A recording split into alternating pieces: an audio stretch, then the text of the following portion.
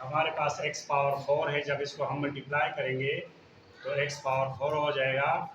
मतलब इसमें 4 अननोन हमारे पास होने चाहिए। 4 फैक्टर्स हम अगर प्लस करके तो ये हासिल कर सकते हैं।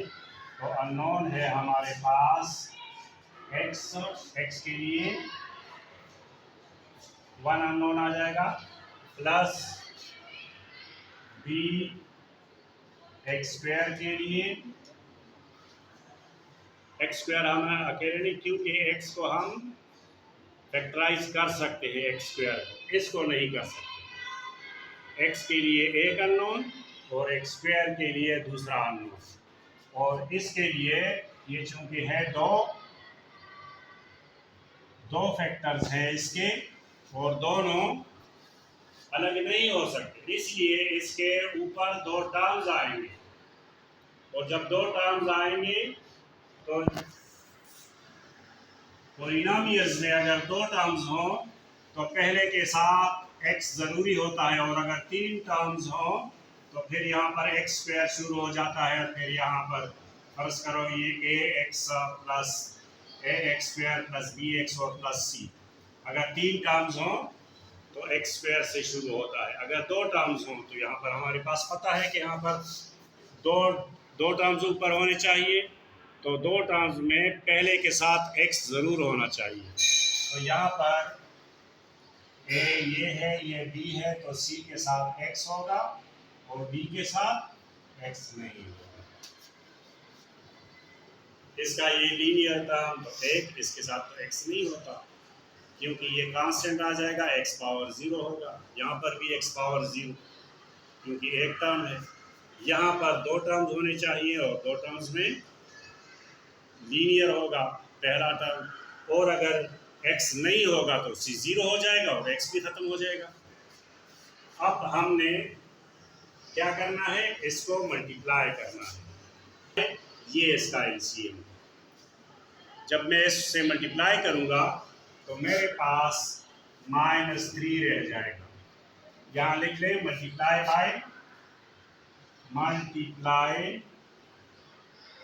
By the LCM x square into x square plus 5। अच्छा, मैंने इसको इससे ज़रब किया तो -3 हासिल हुआ, और ए से ज़रब किया तो एक एक्स खत्म हुआ, और हमारे पास 2x है तो एक x रह गया, और एक एक्स स्क्वायर प्लस 5 रह गया। b के साथ ये एक्स स्क्वायर खत्म हो जाएगा और एक्स स्क्वायर प्लस 5 रह जाएगा b के साथ। अगर मैं cx के साथ मल्टीप्लाई करूं तो ये एक्स स्क्वायर प्लस 5 खत्म हो जाएगा और एक एक्स स्क्वायर आ जाएगा, और इसी तरह d के साथ भी एक्स स्क्वायर रह जाएगा और एक्स स्क्वायर प्लस 5 खत्म हो जाएगा। तो ये आपका सिंपल फॉर्म में हमारे पास एक इक्वेशन आ गया, जिसको हम प्रिंसिपल इक्वेशन कह सकते हैं। अब हमारे पास जो सिंगल फैक्टर है वो x है, तो x को 0 पुट करें। Put x is equal to 0 in this equation. यहाँ पर हमारे पास x है नहीं तो -3 अपनी जगह आ गया। अच्छा, जब मैंने x पुट किया 0 तो ये पूरा 0 हो जाएगा, क्योंकि 0 इंटू दिस इज आल्सो 0 और a भी 0।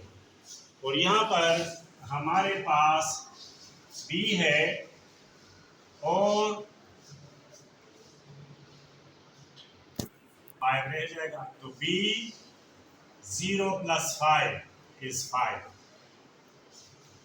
यहाँ पर फिर c के साथ x है, तो जब x है तो ये भी 0 हो गया, c 0। और d के साथ bx ज़रब हम फॉर्म में है तो वो भी 0। तो बगैर b के सब 0 हो गए।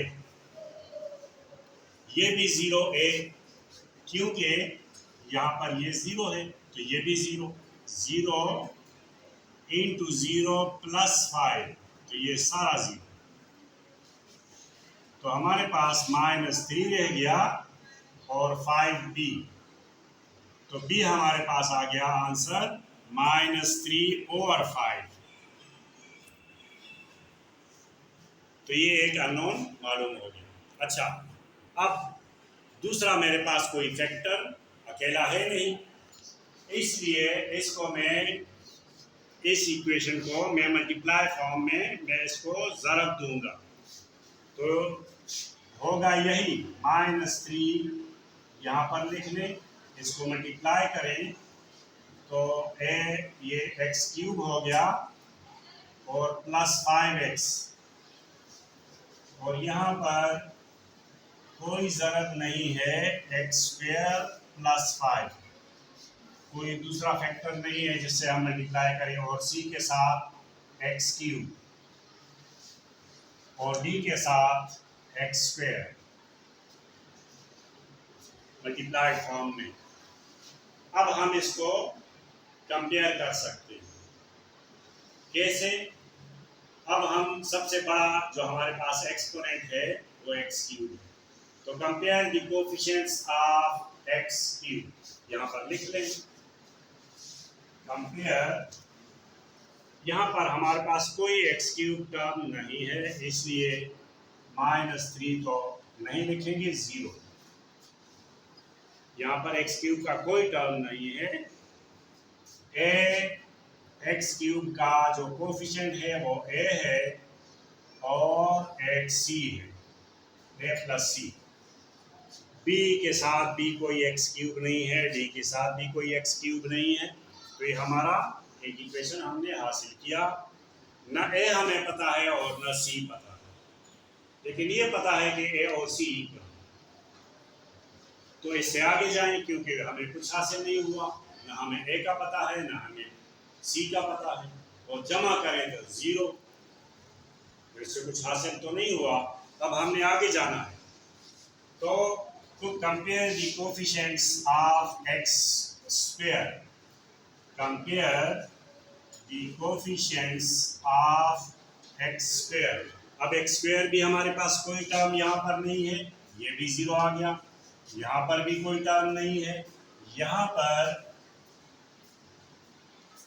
b है और d है, तो यहाँ पर भी हमें b जो है वो -3/5 है, तो b की जगह -3/5 लिख लें, तो d आ जाएगा 3/5। तो d भी मालूम हो गया, लेकिन हमें a और c भी मालूम करना है। तो अभी x करें, x के टर्म्स को आप कंपेयर करें, तो जब x का टर्म मैं कंपेयर करूंगा, compare the coefficient of x, compare square के बाद x आता है, और मैंने यहाँ पर आप देखें लेफ्ट साइड पे कोई x का टर्म नहीं है, तो वो भी 0 इक्वल टू, अब यहाँ पर a 5 है, 5a x का 5a, और कोई टर्म हमारे पास x का नहीं है। तो जब 5a 0 हुआ तो इसका मतलब है a 0। जब 5a 0 है तो डिवाइड बोथ साइड्स बाय 5, तो 5 से हम डिवाइड करेंगे तो a 0 हासिल हुआ, a भी मालूम हो गया। अब आ जाए यहाँ पर a की जगह आप 0 लिखें तो c भी 0, यहाँ पर आप a की जगह क्या पुट करें 0, तो c + 0 इज आल्सो 0, तो c भी 0। यहाँ पर हमें पता है कि a + c = 0, तो a की जगह तो आपने 0 पुट कर लिया, तो इसका मतलब है c इज आल्सो 0, तो सब मालूम हो गए। तो a की जगह आप क्या लिखें, ये वाला हर एक। अब आंसर यहाँ पर 0/x मतलब कुछ भी नहीं है, ये वाला टर्म खत्म हो गया, प्लस b हमारे पास है -3/5, और यहाँ पर x², और प्लस सी हमारे पास 0 आया इंटू एक्स और प्लस डी, डी हमारे पास आया 3/5 और नीचे एक्स स्क्वायर प्लस 5। तो हासिल हमें क्या हुआ, ये टर्म खत्म हो गया, -3/5 एक्स स्क्वायर और plus 3 plus into plus plus 3/5 x square plus 5। तो ये आप आगे पीछे लिख सकते हैं क्योंकि पहला टर्म नेगेटिव है, इसलिए ये पहला टर्म हो जाएगा और ये आखिरी में। तो ये आपका आंसर आ गया। इस क्वेश्चन में हमारे पास 3 फ्रैक्शंस होने चाहिए क्योंकि यहाँ पर एक्स क्यूब आ जाएगा, ये एक्स ये है, एक एक्स इसके लिए और 2 इसके लिए, और ये 2 अलग नहीं हो सकते। और मैंने एक्सप्लेन किया कि पहले के साथ हम क्यों एक्स लगाते, वो भी हमने बता दिया। अच्छा अभी देखें तो x+1 x+4 के लिए a आ गया और इसके लिए 2 आएंगे b प्लस सी, लेकिन लीनियर टर्म में जब यहाँ पर हमें 2 टर्म्स चाहिए तो पहले टर्म के साथ हम x ज़रूर मल्टीप्लाई करेंगे। अगर 3 हो, तीसरा टर्म हो तो उसके साथ x स्क्वायर लगेगा, लेकिन यहाँ पर तो 2 टर्म्स हैं नीचे, तो 2 टर्म्स पहले टर्म के साथ x और फिर x0, एक एक कमी होती है, x स्क्वायर x और फिर x0, या अगर 4 टर्म हो तो x cube x square x और x0, इसी तरह। अब इसका एलसीएम ये है, तो सॉल्यूशन शुरू करते हैं। हम इससे मल्टीप्लाई करेंगे, multiply by the denominator of the question of the left hand side, तो ये सिर्फ रह जाएगा। जब हम मल्टीप्लाई करेंगे इसके साथ तो ये कैंसिल हो जाएगा, इक्वल टू a x+4 ख़त्म, क्योंकि ये तो मल्टीप्लाई करेंगे तो ये ख़त्म है, ये डिवाइड में है, और सिर्फ 3x² + 1 रह गया, और bx के साथ ये ख़त्म हो जाएगा और x+4 रह जाएगा, और c के साथ सिर्फ x+4। तो ये तो आपका फर्स्ट स्टेप हो गया, जो कि हम एलसीएम से मल्टीप्लाई करते हैं तो सिंपल हो जाता है क्वेश्चन। अब हमने क्या करना है, हमारे पास x+4 एक फैक्टर है, तो इस x+4 को हम 0 पुट कर लेते हैं। पुट x+4 = 0, सो x = -4। इससे पहले हमारे पास x था जो कि हमने 0 लिया, और यहाँ पर x+4 है, मैंने 0 लिया, तो x की वैल्यू फाइंड करें वहाँ से। तो x = -4, जहाँ पर x आपको नजर आएगा वहाँ पर -4 पुट करें। 3 × -4 -2, यहाँ पर 3 × -4 स्क्वायर प्लस 1, और b यहाँ पर -4 इंटू ये है 0। जब भी ये सब मल्टीप्लाइड फॉर्म में है तो ये 0 हासिल हो जाएगा, और ये भी 0। तो यहाँ पर a हमें मालूम हो जाएगा क्योंकि ये ख़त्म और ये भी ख़त्म, और ये हो जाए -12 -2, तो ये -14 हो गया। 3 × -4 is -12 -2। यहाँ पर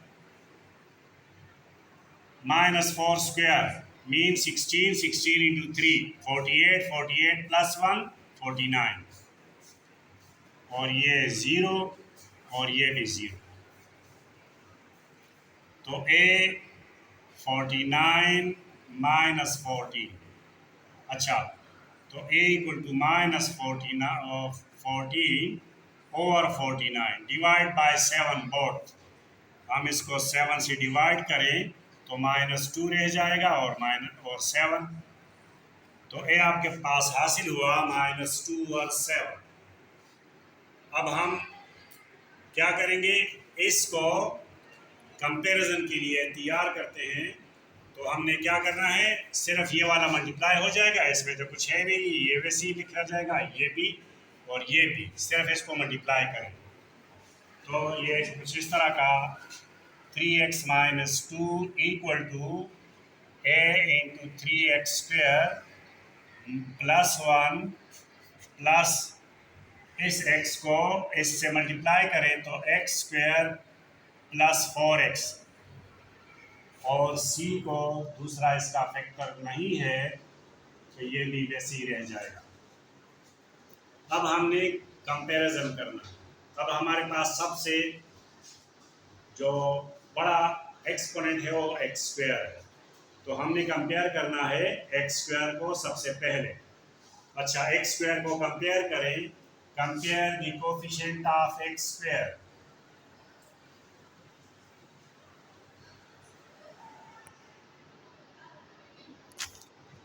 कोफिशिएंट्स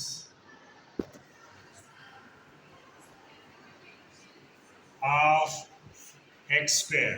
अच्छा, आप यहाँ देखा कोई x स्क्वायर नहीं है तो 0, यहाँ पर 3a,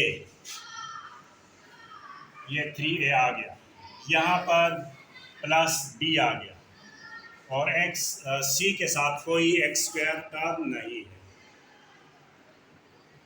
तो a हमारे पास -2 और 7 है तो a की वैल्यू यहाँ पर पुट करें, 3 इंटू -2 और 7 प्लस b, तो ये आ जाएगा -6 और 7 plus b, so b equal to 6 और 7, b भी मालूम हो गया,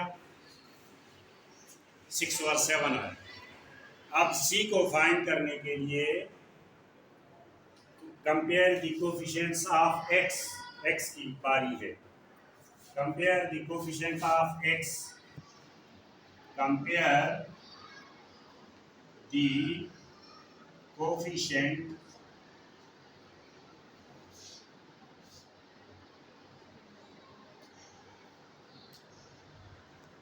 ऑफ x। अच्छा, यहाँ पर आप देखें तो 3 है, 3 इज इक्वल टू, क्योंकि सिर्फ x को हमने देखना है, यहाँ कोई x नहीं है, यहाँ पर 4b इक्वल टू 4b और प्लस c। अब क्या करना है, 3, 4 और b आपके पास है 6 और 7 प्लस c, तो ये आया 24 और 7 प्लस c और 3। अब इसको माइनस करें, c आ जाएगा 3 minus 24 over 7 equal to c, तो एलसीएम ले, इसका एलसीएम 7 आया तो 21 माइनस 24 c, तो c आया -3 ओवर 7, तो ये आपके पास आंसर आ गए -2 और 7, 6 और 7 एंड -3 और 7। अब आप ऊपर जाएं, एक ही जगह आप देखें -2 और 7 into x plus 4 plus b है 6 और 7, लेकिन x के साथ मल्टीप्लाई करें इसको, और नीचे इसका 3x स्क्वायर प्लस 1 और c वो क्या है -3 ओवर 7। अच्छा, अब आपने ऊपर से 7 कॉमन लेना है, यहाँ पर -2 ओवर 7 इंटू एक्स प्लस 4, यहाँ से चूंकि यहाँ पर प्लस है तो साइन चेंज नहीं होगा, तो 6x माइनस 3 और यहाँ पर इस इन 7 से आपने 7 कॉमन लिया और यहाँ पर 3x स्क्वायर प्लस 1, तो इस माइनस की वजह से अगर इन्होंने लास्ट में लिखा है तो ये आप लिख सकते हैं